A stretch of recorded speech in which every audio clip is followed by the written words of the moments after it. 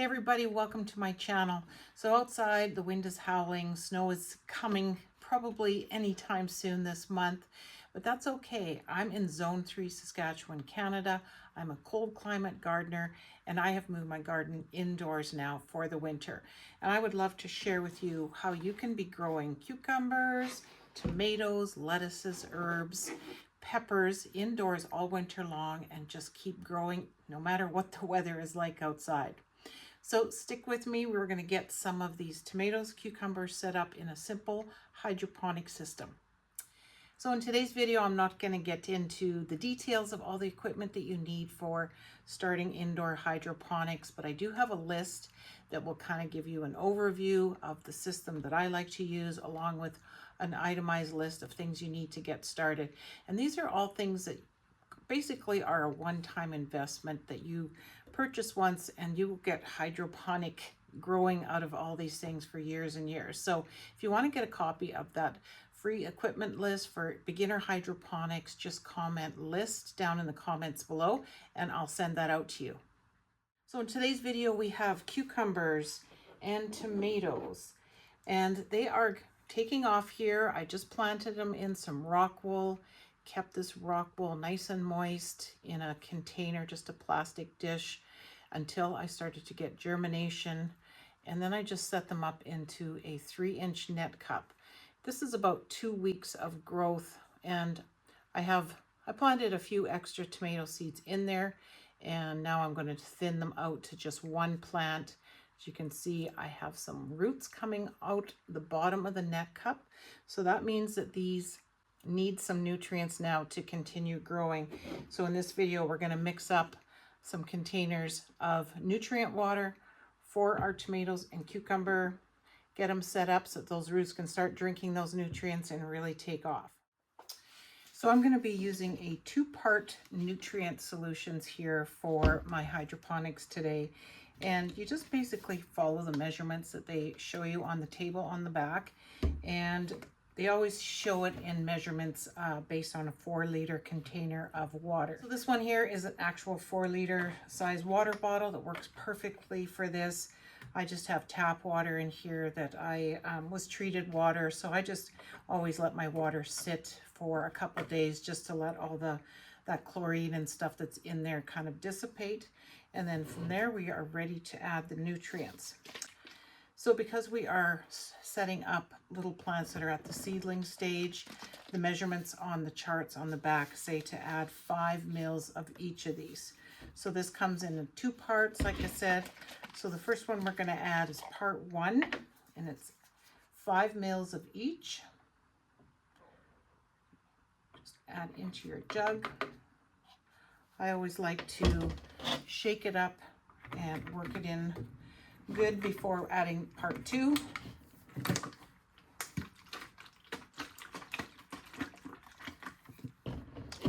So as you can see, we did not use a whole lot. So that's why, you know, these nutrients will go a long ways. You can get a couple years use out of them based on, I guess, how much hydroponics you do. So now we're going to add part 2, which is also 5 mils for the seedling stage.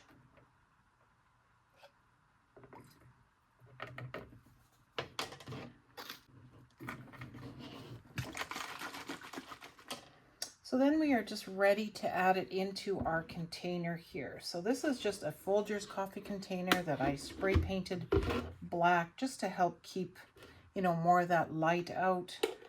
As mentioned earlier, this is a 3-inch net cup that I started my cucumber in rock wool. We have the clay hydrogen balls in here that helps give that stability, and it also fills in the net cup so that no light is getting into your water. So it's very important to grow in a dark container where there's no light going to get to your water, because you'll get algae in there which will attack your roots and steal all the nutrients from them. So this variety of cucumber is called the Diva, and one thing you want to make sure if you are growing cucumbers indoors is that you get the parthenocarpic varieties, which means that they only produce female flowers. They don't need that male flower for pollination. They're self-pollinating, so that is really important to have success growing cucumbers indoors. So the Diva is one that I've grown in the past. It makes a nice little, kind of like an English long type cucumber. And it has started to shoot some of its roots down. You can see these tiny little roots are popping through the bottom. So we want to just fill up the container just high enough so that these roots can reach that nutrient water. We don't want to drown the plant and submerge it too deep, because we need the roots also need air to breathe and thrive. So our goal is to just fill up the container just deep enough so that these roots can reach that water.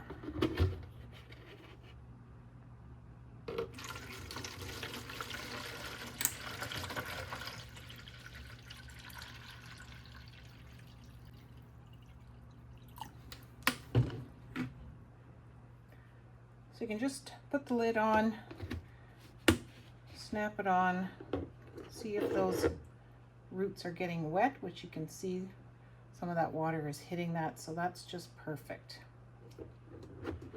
So that is basically all you need to do to get it set up in this passive or cracky type method. There's no air pumps pumping air in here. They will develop air roots up here that will take in oxygen. They'll get the nutrients from the nutrient water. And as those roots start drinking up that nutrient water, those roots will really grow. We'll do a check-in in a few weeks and I'll show you. There'll be a really large root mass here drinking down those nutrients. And we will be setting this up in my grow tent. If you have a shelf with good lighting where you have room for cucumbers to grow, you can do that. But you really are going to need something that you can help vine them and something for them to grow up. So cucumbers are a little more of a challenge, but I like to try them every year and see how many cucumbers we can get. So this variety here that I started is a Bush Early Girl variety. So these are a larger slicing type tomato, which I really like growing outdoors. Early Girl's one of my favorite varieties, but this is a bush variety, so it means it's not going to get too big. So you want to kind of stick with determinate bush type varieties when you're growing tomatoes indoors, so that you don't need to worry about staking them. You want to stay away from those indeterminate varieties. And you can see that it is got some roots coming out here, and we have 3 plants that have popped up, so we're going to get rid of 2 of them. I'm just going to pick the one that looks like it's more advanced. This one here is starting to shoot out a second set of leaves, getting those true leaves. So just remove so that you're down to 1 seedling. I'm going to put some more clay balls on top just to kind of cover that rock wall, because it starts to sometimes get a green algae on it just from the lights. Make sure that there's no lights no light is getting through around the net cup, and then we're ready to fill up our container with some nutrient water. So as I mentioned, if you wanted to get that equipment list for starting indoor hydroponics, you can just comment list in the comments. I'll send that out to you. It is also available inside our free community, Gardeners Growing Together. So you can find that list along with other sorts of courses, resource documents, and be part of a community of people who are year-round gardeners. We love to connect inside the community, talk about our gardening wins, our gardening woes, and just sharing information with each other. So if you check out the link in the description box below, you will see the link to my community, Gardeners Growing Together. It's free to join. And inside you'll find that equipment list along with a whole other classroom full of resource documents, courses, videos, and all sorts of gardening tips. So if you want to stay in touch and keep up on the progress of my indoor hydroponics, then be sure to subscribe to the channel. Let me know in the comments if you're doing hydroponics and what you are growing indoors this winter season. And if you want to be part of an amazing community, I hope that you will join my community on the Skool app, Gardeners Growing Together. Link in the description box below. Thanks for watching. We'll see you in the next video.